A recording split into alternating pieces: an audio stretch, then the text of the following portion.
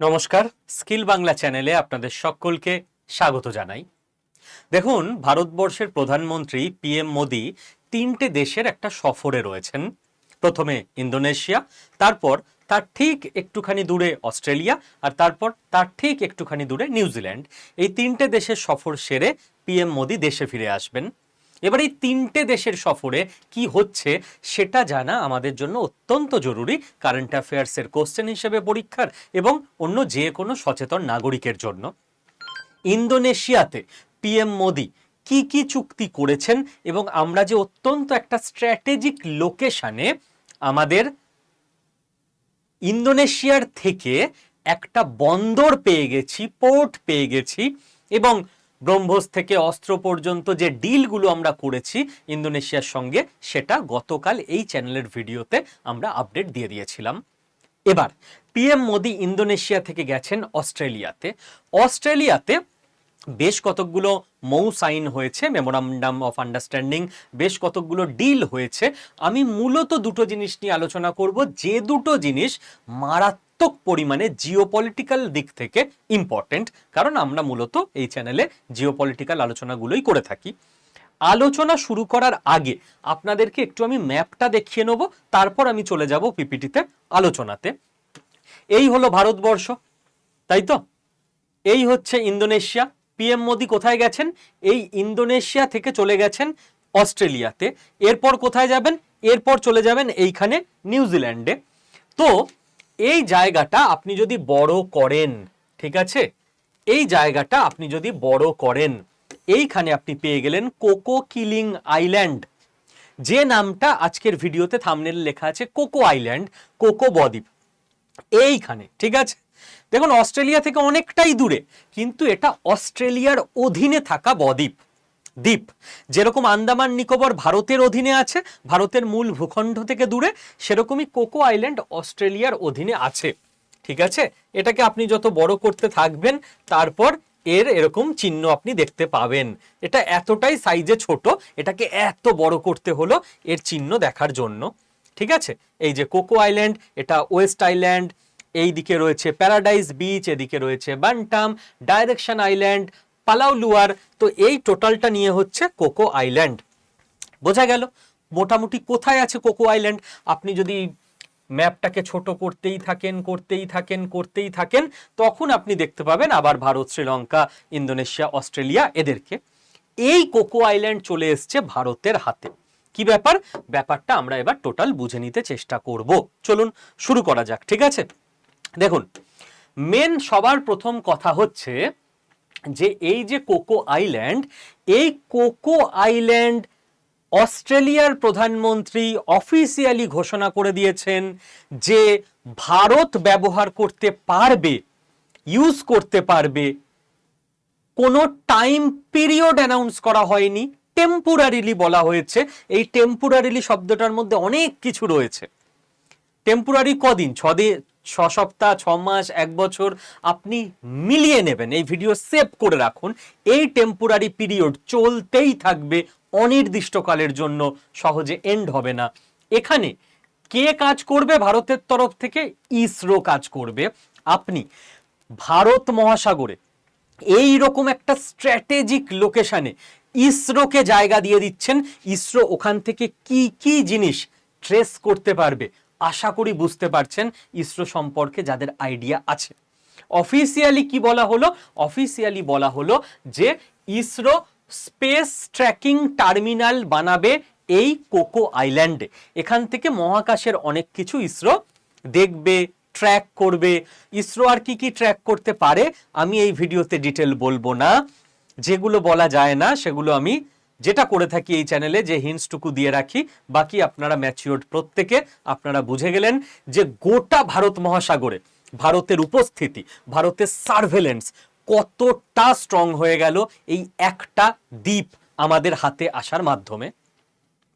দেখুন, এই যে ইন্দোনেশিয়া, অস্ট্রেলিয়া আর নিউজিল্যান্ড, তিনটে দ্বীপ রাষ্ট্রে পিএম মোদির সফর চলছে। একের পর এক ঐতিহাসিক চুক্তি স্বাক্ষরিত হচ্ছে। এখনো পিকচার শেষ হয়নি, পিকচার আভি বাকি হ্যায়। নিউজিল্যান্ডে এবার অ্যানাউন্সমেন্ট আসবে এক এক করে, আশা করছি আগামীকাল এর পরের পার্টটা আমি কভার করতে পারবো নিউজিল্যান্ডের অ্যানাউন্সমেন্ট নিয়ে। অস্ট্রেলিয়ার এই কোকো আইল্যান্ড 2012 সাল থেকে আমেরিকা নিতে চেয়েছে, নিজেদের সামরিক ঘাঁটি বানাতে চেয়েছে, ভারত মহাসাগরে নিজেদের উপস্থিতি স্ট্রং করার জন্য। অস্ট্রেলিয়া আমেরিকাকে দেয়নি, আমেরিকার মতো সুপার পাওয়ারকে অস্ট্রেলিয়া দেয়নি, কারণ অস্ট্রেলিয়ার মারাত্মক চায়নার প্রতি একটা ভীতি আছে, চীন ভীতি আছে, যে চীন রেগে যাবে, চীন রেগে যাবে, আমেরিকাকে যদি আমরা বেস দিই চীন আমাদের ওপর অ্যাটাক করে দেবে। সেই অস্ট্রেলিয়া 2023 সালে আমরা দেখলাম ভারতের নেভি এবং এয়ারফোর্স কোথায় গেল, ল্যান্ড করলো কোকো আইল্যান্ডে। ভারতের নেভি এয়ারফোর্স দুটো আমাদের সেগমেন্ট, দুটো পিলার ডিফেন্সের, তারা বোথ ল্যান্ড করলো কোকো আইল্যান্ডে। অস্ট্রেলিয়ার মেসেজ 2023-এই ক্লিয়ার ছিল, ভারতের নেভি এয়ারফোর্সের জন্যেও আমরা কোকো আইল্যান্ড খুলে দিচ্ছি। আর 2026-এ কোকো আইল্যান্ডকে ইসরোর কাজের জন্য অস্ট্রেলিয়া অফিসিয়ালি দিয়ে দিল। এবং আমি আপনাকে মনে করিয়ে দেব, অস্ট্রেলিয়া হচ্ছে সেই দেশ যারা কোয়াডের ইম্পর্টেন্ট পার্টনার। কোয়াড 4টে দেশের যে গ্রুপ, আমেরিকা, ভারত, অস্ট্রেলিয়া এবং জাপান, যেই গ্রুপ সারা পৃথিবী চালানোর ক্ষমতা রাখতো, যেই গ্রুপটাকে আমেরিকা লিড করতেই পারলো না, কাজে লাগাতেই পারলো না, সেই কোয়াডের অন্যতম পার্টনার আমেরিকা, তারা ইন্দো প্যাসিফিক ওয়ার্ডটাকেই ড্রপ করে দিয়েছে তাদের ভোকাবুলারি থেকে। তারা এখন শুধু প্যাসিফিক বলে, ইন্ডিয়ার ইম্পর্টেন্স কমানোর জন্য ইন্ডো শব্দটা ইউজ করে না। উল্টো দিকে জাপান এবং অস্ট্রেলিয়া, কোয়াডের আর দুই পার্টনার, এখনো পর্যন্ত আমেরিকার ভোকাবুলারি চেঞ্জ হওয়া সত্ত্বেও তারা কিন্তু ইন্দো প্যাসিফিক কনসেপ্টে বিশ্বাস করে এবং ইন্ডো প্যাসিফিক এই ওয়ার্ড ইউজ করে। তো অস্ট্রেলিয়া জিওপলিটিক্যালি ভারতের সঙ্গে কতটা অ্যালাইন্ড, এটা যারা ইন্দো প্যাসিফিক কনসেপ্টটাকে বোঝেন তারা আশা করি বুঝতে পারছেন। এবার এই যে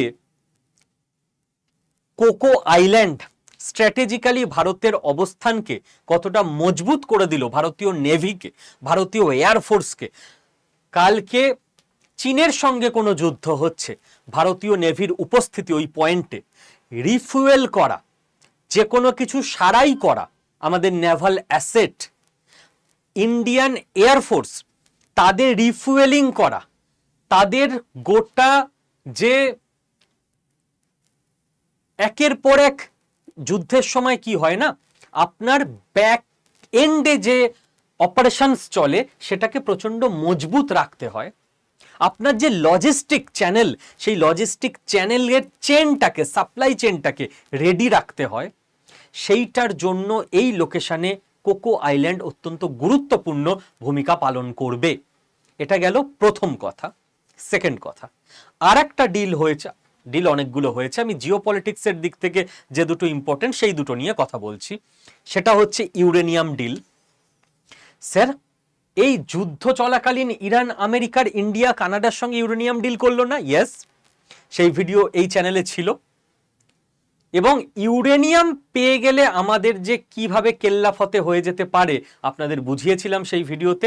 1 মিলিয়নের ওপর মানুষজন দেখে নিয়েছে, চ্যানেল সার্চ করে আপনারা দেখেও নিতে পারেন সেই ভিডিও, 2.5-3 মাস আগের কথা। অস্ট্রেলিয়া ইউরেনিয়াম কেন দরকার আশা করি আপনারা প্রত্যেকে জানেন। ইউরেনিয়াম সেই তেজস্ক্রিয় পদার্থ যেটাকে দিয়ে নিউক্লিয়ার বোমও তৈরি করা যায় এবং নিউক্লিয়ার শক্তি উৎপাদন করা যায়, ইলেকট্রিসিটি। এত কম ইউরেনিয়াম দিয়ে এত বিপুল পরিমাণ ইলেকট্রিসিটি তৈরি করে নেওয়া যায় যে তার কোনো ইয়ত্তা নেই। অস্ট্রেলিয়া হচ্ছে পৃথিবীর মধ্যে সেই দেশ যাদের কাছে সব থেকে বেশি প্রুভড ইউরেনিয়ামের রিজার্ভ আছে। হয়তো অস্ট্রেলিয়ার থেকে অন্য দেশে বেশি থাকতে পারে, সেটা প্রমাণিত নয়, অস্ট্রেলিয়াতে প্রমাণিত। আর এবার আমরা তাদের সঙ্গে ডিল করে ফেললাম। দেখুন, আমাদের লক্ষ্য 2047-এ যখন আমরা বিকশিত ভারত হব, হিন্দিতে বিকশিত ভারত, ডেভেলপড ইন্ডিয়া, সেই সময় যাতে করে আমাদের 100 গিগাওয়াট ইলেকট্রিসিটি কেবল নিউক্লিয়ার থেকে আমরা জেনারেট করে নিতে পারি। এটা আমাদের টার্গেট। নিউক্লিয়ার প্রথমে সেট করতে প্রচুর খরচ, কারণ নিউক্লিয়ার রিঅ্যাক্টর সেট আপে হিউজ আপফ্রন্ট কস্ট আসে, কিন্তু একবার সেট হয়ে গেলে এর থেকে বড় সুবিধা আর কিছু নেই। হ্যাঁ, সিকিউরিটি সেই লেভেলে আপনাকে নিয়ে রাখতে হবে যাতে আর একটা চেরনোবিল না ঘটে, বাট আপনার ইম্পোর্ট বিল কি মারাত্মকভাবে কমে যাবে ভাবুন। আপনাকে কয়লা আমদানি করতে হবে না তাপবিদ্যুতের জন্য। আপনি ভাবুন যে আপনার ইলেকট্রিসিটি বিল সেটা কতটা কমে যাবে। যেই যেই দেশে পারমাণবিক বিদ্যুৎ উৎপাদন বেশি সেখানে সেখানে ইলেকট্রিসিটি বিল কম, কারণ পারমাণবিক বিদ্যুৎ তৈরিতে খুব কম খরচ হয়, একবার সেটআপটার খরচ বেশি হয়। এটা সাধারণ মানুষের কত উপকার হবে ভেবে দেখুন, ইলেকট্রিক বিলে কত টাকা আমার আপনার পকেট থেকে প্রত্যেক মাসে যায়। এবার সাধারণ মানুষ এত তলিয়ে ভাববে না। সাধারণ মানুষের কথা হচ্ছে যে ভাই আমাকে মাসে 500 টাকা করে ভাতা দাও, আমি সেই সরকারের জন্য তাকে ভোট দিয়ে দেবো, আমি খুশি। দোষ আমাদেরও আছে। বিভিন্ন দল জানে যে কাজ করতে গেলে আগে তো ভোটে জিততে হবে, ভোটে জিততে গেলে আগে তো ভাতা দিতে হবে, না হলে মানুষ ভোটই দেবে না। যে দেশ যেমন মানুষ সেই দেশে তেমনই সরকার হয়। একটা দল তারা এসে বলল আমরা এত বিলিয়ন ডলার খরচ করে নিউক্লিয়ার পাওয়ার প্ল্যান্ট বানাবো, এর ফলে ইলেকট্রিক বিল এতটা সস্তা হবে যে আপনার মান্থলি 3000 টাকা ইলেকট্রিক বিল আসে, এতে 1000 টাকা হয়ে যাবে ইলেকট্রিক বিল, 2000 টাকা সেভ। এটা লং টার্ম কাজ, ইনভেস্টমেন্টের ব্যাপার আছে। আর একটা দল এসে বলল ও যেমন চলছে সব তেমনই চলবে, আমি মাসে 1000 টাকা করে ভাতা দেবো। লোকজন বলবে যে 1000 টাকা করে হার্ড ক্যাশ দিচ্ছে তাকেই ভোট দাও ভাই। আরে আপনার তো 3000 টাকার বিলটা 1000 টাকা হয়ে যাবে, এটা তো বড় উপকার হলো, মাসে 2000 টাকা বেঁচে গেল। অত কিছু বুঝি না, ভবিষ্যৎ নিয়ে ভাবিত নই, এই মুহূর্তে আমি 1000 টাকা পাচ্ছি ব্যাস। তো এই মেন্টালিটি আমাদের চেঞ্জ করতে হবে, এটা আমাকে আপনাকেই দায়িত্ব নিতে হবে বাকি মানুষজনকে, আমাদের দেশের লোককে বোঝাতে, রাইট? তো আপনি দেখুন আর একটা বড় ব্যাপার, 24x7 ইলেকট্রিক একেবারে নিশ্চিত করতে গেলে আপনি সোলারের ওপর বাড়ির জিনিস চলে যাবে সোলারে, এবং গ্রিডের সঙ্গে আপনার সোলার কানেক্ট থাকবে যখন আপনার বর্ষাকাল, শীতকাল, রোদ কম, যাতে আপনার বাড়িতে ইলেকট্রিকের অভাব পড়বে না। তো এই যে সোলার কখনো ডাউন গেলে পিছনে কেউ একটা তো থাকবে যে গ্রিডে ইলেকট্রিকটা পাঠাতে থাকবে। তো সোলারের ওপর তো ওই লেভেলে রিলায়েবিলিটি হবে না দেশ জুড়ে, ইন্ডাস্ট্রির ক্ষেত্রে, বাড়ির ক্ষেত্রে হয়ে যাবে। সেইখানে নিশ্চয়তা দিতে পারে নিউক্লিয়ার, এত high energy nuclear power plant generate করতে পারে। ইন্ডাস্ট্রি তো সোলারে চলবে না, স্কুল কলেজ বাড়িঘর এগুলো চলে যাবে ইলেকট্রিক চার্জিং ইভিতে, রাইট? তো এই জন্য আমাদের নিউক্লিয়ার পাওয়ার অত্যন্ত বেশি করে জরুরি অ্যাচিভ করা। এর আপনি বলবেন স্যার এতই যখন জরুরি তো আমরা এতদিন ডিল করিনি কেন এদের সঙ্গে? আমাদের কোনো দেশ নিউক্লিয়ার পাওয়ার তৈরির জন্য যে দরকারি ইউরেনিয়াম সেটা দিত না এতদিন। কেন স্যার দিত না কেন? কারণ আমরা এনপিটিতে সই করিনি। পৃথিবীতে 5টা দেশ আছে যারা এনপিটিতে সই করেনি, তাদের মধ্যে আমরা একটা। কে কে আছে স্যার 5টা দেশ? ভারত, পাকিস্তান,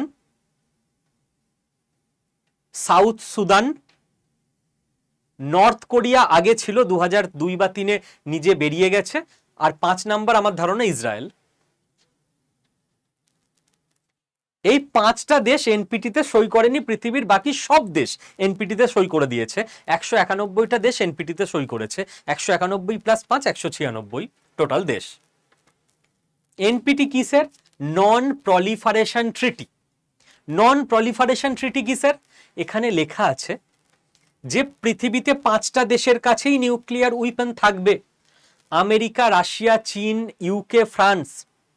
এই 5টা দেশ অন্য কাউকে নিউক্লিয়ার অস্ত্র দিয়ে দেবে না, নিজেদের কাছে রাখবে, রেসপন্সিবল ভাবে রাখবে। তো ওই 5টা দেশও সই করে দিয়েছে। আর পৃথিবীর বাকি কোনো দেশ নিউক্লিয়ার উইপন কোনোদিন তৈরি করবে না, থাকলে ডিসম্যান্টেল করে দেবে। তো ভারত সই করেনি এখানে, যে ভাই কোন হরিদাস পাল এই 5টা দেশ যেদের কাছেই থাকবে আর পৃথিবীর কারো কাছে থাকবে না। সই তখন করব পৃথিবীর সব দেশ যদি সই করে কারো কাছে থাকবে না, আমরাও সই করব। 5 জনের কাছে থাকবে, বাকি পৃথিবীর 191 জনের কাছে থাকবে না, ও হবে না। 5 জনের কাছে থাকবে, বাকিদের কাছে থাকবে না। এটাতে ওই 5 জন সই করেছে, Russia, China, America, UK, France, এবং পৃথিবীর বাকি আরো 186টা দেশ সই করে দিয়েছে, তারা মেনে নিয়েছে। 5টা দেশ মানেনি, তার মধ্যে ভারত একজন। তাই সোজা কথা সোজা হবে, মানবো না যে প্রথমে সই করব পিছনে তৈরি করতে থাকবো, সব নয়। এই জন্য কানাডা থেকে অস্ট্রেলিয়া কেউ আমাদের এতদিন ইউরেনিয়াম দিত না। আমাদের ডিপ্লোমেসি এই লেভেলে পৌঁছেছে 3 মাসের মধ্যে, যেটা 75 বছরে হয়নি। কেউ দেয়নি এতদিন আমাদের। পরিষ্কার দেব না এনপিটিতে সই না করলে। কারণ ইউরেনিয়াম আপনি নিয়ে আসছেন, ওটা দিয়ে আপনি ইলেকট্রিকও বানাতে পারেন, বোমও বানাতে পারেন। তো আগে আপনাকে সই করতে হবে, আমি বোম বানাবো না। ভারত সই করেনি, ইচ্ছা হলে বানাবো ভাই। আমেরিকা কেন বানাচ্ছে, রাশিয়া কেন বানাচ্ছে, চীন কেন বানাচ্ছে? ইচ্ছে হলে আমরাও বানাবো, আমাদের ক্ষমতা আছে। ওরা আগে বানানো বন্ধ করুক, আমরাও বন্ধ করব। তো এতদিন কোনো দেশ দিত না আমাদের ইউরেনিয়াম। এখন 3 মাসের মধ্যে পরপর 2টো দেশ যাদের কাছে ইউরেনিয়াম আছে তারা দিয়ে দিল, তা নিয়ে যান। এইটা আমাদের ডিপ্লোমেসির লেভেল। এবার এটা কে বোঝাবে সাধারণ মানুষকে সহজ ভাষায়? আপনি বোঝাবেন, আমি বোঝাবো, আমাদের দায়িত্ব। দেশের যদি কোনো ভুল থাকে, অসুবিধা থাকে, সেটার ব্যাপারে আমরা সমালোচনা করব, সমাজ নিয়ে কথা বলবো, সিভিক সেন্স নিয়ে কথা বলবো, বেটারমেন্ট করব। আর দেশের যা যা বেটার কাজ হচ্ছে সেটা নিয়ে আমরা গর্ব অনুভব করব। একটা প্রাউড কান্ট্রি তৈরি করাও খুব জরুরি। আশা করি অস্ট্রেলিয়া সফরের গোটা ব্যাপারটা আপনাদেরকে বোঝাতে পারলাম যে অস্ট্রেলিয়া সফরে কি কি হতে চলেছে। লাস্ট 5 মিনিট আপনাদের থেকে নেব। আপনাদের কার কার জীবনে প্রবলেম আছে বলুন তো? কেবলমাত্র ইংরাজি ভাষাতে সড়গড় নন বলে জীবনে অনেক অপরচুনিটি হারিয়ে গেছে। আপনি আপনার কলিগের থেকে কাজটা বেটার করেন, কেবল ইংরাজি ভালো বলতে পারেন না বলে ওর প্রমোশন হয়, ও গিয়ে বলে ক্রেডিটটা নিয়ে নেয়। আপনি সেরাভাবে কাজটা জানেন, খালি ইংরাজি বলতে পারেন না বলে ওখানে আপনি চাকরিটাই পাননি। আপনি সেরাভাবে আপনার হার্ডওয়ার্কটা দিতে পারবেন, কিন্তু কেবল ইংরাজিতে পটপট করে বলতে পারেন না বলে আপনার কনফিডেন্সই হয়নি যে আমি ওখানে যাব, দাঁড়াবো, কথা বলবো, ইন্টারভিউ দেব। আমার মনে হয় আপামর বাঙালির 90%-এর এই প্রবলেম। আমরা নিজের ভাষা নিয়ে গর্বিত থাকব, কিন্তু যেটা ওয়ার্ল্ডের কমিউনিকেশন ল্যাঙ্গুয়েজ সেটাকে আমরা অ্যাভয়েড করতে পারি না।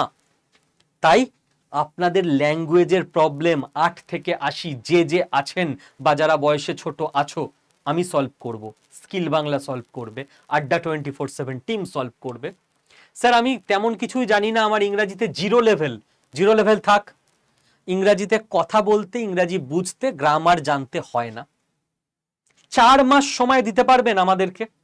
4 মাস, প্রত্যেক সপ্তাহে 2টো করে ক্লাস হবে আপনাদের স্পোকেন ইংলিশের। আর তাহলে মাসে 8টা ক্লাস হলো। মাসে 2টো এক্সট্রা জিমিট বা জুম সেশন হবে, যেখানে ফ্যাকাল্টির সঙ্গে আপনি পুরো কথা বলবেন, মানে 10টা ক্লাস হলো।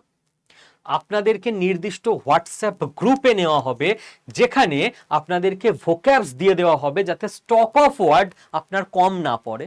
গ্রামার গুলি মারুন, ওটা লিখতে লাগে, বলতে লাগে না, বলতে স্পোকেন ইংলিশ লাগে। যেখানে আপনাদেরকে গ্রুপে স্পোকেন ইংলিশের বিভিন্ন টপিক দেওয়া হবে, বিভিন্ন ভিডিও দেওয়া হবে, একদম সহজ করে বেস লেভেল থেকে হোয়াটসঅ্যাপ গ্রুপে সাপোর্ট দিয়ে শেখানো হবে। স্যার কোথায় যেতে হবে? কোথাও যেতে হবে না, অনলাইনে বাড়িতে বসে হবে। ল্যাপটপ ডেস্কটপও লাগবে না, ফোন থাকলেই হবে, স্মার্টফোন। লাইভ ক্লাস হবে সপ্তাহে 2 দিন, সকাল 11টা থেকে 1 ঘন্টা 12টা অবধি। স্যার ওই টাইমে তো ব্যস্ত থাকবো, তো অসুবিধা নেই, রেকর্ডেড ভিডিও থেকে যাবে, আপনি রাত 11টাতেও দেখতে পারবেন নিজের সময়, কোনো চাপ নেই। ঠিক আছে, খালি মাসে যে 2টো একদম ভিডিও কনফারেন্স হবে, সেই 2টো টাইমে লাইভ থাকবেন। স্যার আগে গ্রুপে বলে দেবেন যে কোন সময় হবে ভিডিও কনফারেন্স, যাতে করে আপনার প্রবলেম আপনি বলতে পারেন, বা রেকর্ডেড ভিডিওর কমেন্টেও আপনি আপনার প্রবলেম লিখে রাখতে পারবেন, তাতেও অসুবিধা হবে না। 4 মাস সময় দিন, 4 মাস পর বলবেন আপনি কনফিডেন্টলি যে কোনো জায়গায় যেতে পারেন কিনা, গিয়ে কথা বলতে পারেন কিনা, আপনার ভাবনা প্রকাশ করতে পারেন কিনা, চাকরির ইন্টারভিউতে কনফিডেন্স এসছে কিনা, প্রমোশনের ক্ষেত্রে অফিসে কনফিডেন্স এসছে কিনা, বিজনেসের ক্ষেত্রে আলোচনায় আপনার এক লেভেল বেটারমেন্ট হয়েছে কিনা। স্যার এটার জন্য কত টাকা ফিজ লাগবে? 890 টাকা। আচ্ছা আপনার কাছে? স্যার মাসে মাসে? না না না, জীবনে একবার। স্যার 4 মাসে 890 মানে তো ওই 225 টাকা মতো পড়ে মাসে। হ্যাঁ, হিসেব করলে তাই আসে। আমরা ফিসটা এককালীন নিই 890 টাকা। যদি আপনার কাছে 890 টাকা থাকে, যে 890 টাকা ওরে বাবা অনেক বড় ব্যাপার, যদি এরকমটা না হয় তো দেরি না করে না, এটা আমার পার্সোনাল টিমের নাম্বার 9650634247, কল করুন। আরো কিছু জানার থাকলে ব্যাচের ব্যাপারে জেনে নিন, এখনই এনরোল করুন। 14 জুলাই থেকে আপনাদের ক্লাস স্টার্ট হবে, ঠিক 4 দিন পর থেকে। আজ 10 তারিখ, 11, 12, 13, 14। ওকে, অল দ্য বেস্ট। এবার একটু তাড়াতাড়ি করবেন, কারণ স্কিল বাংলার তরফ থেকে এই কম ফিজে কোনো কোর্স লঞ্চ হচ্ছে, তো বুঝতেই পারছেন খুব দ্রুত ভরে যাবে। তারপর আমিও ভর্তি নিতে পারবো না, যেরকম এআই কোর্সে আর ভর্তি নিতে পারি না, যেরকম রেলওয়ের অফলাইনে আর ভর্তি নিতে পারি না, যেরকম কন্টেন্ট ক্রিয়েটারে আর ভর্তি নিতে পারি না। স্পোকেন ইংলিশটায় দেরি করবেন না, জীবনে আজকের ডেটে নিজের জীবনের বেস্ট ডিসিশনটা নিন। 4 মাস পরে এই ভিডিওর নিচে এসে কমেন্ট করবেন। ভালো থাকবেন প্রত্যেকে।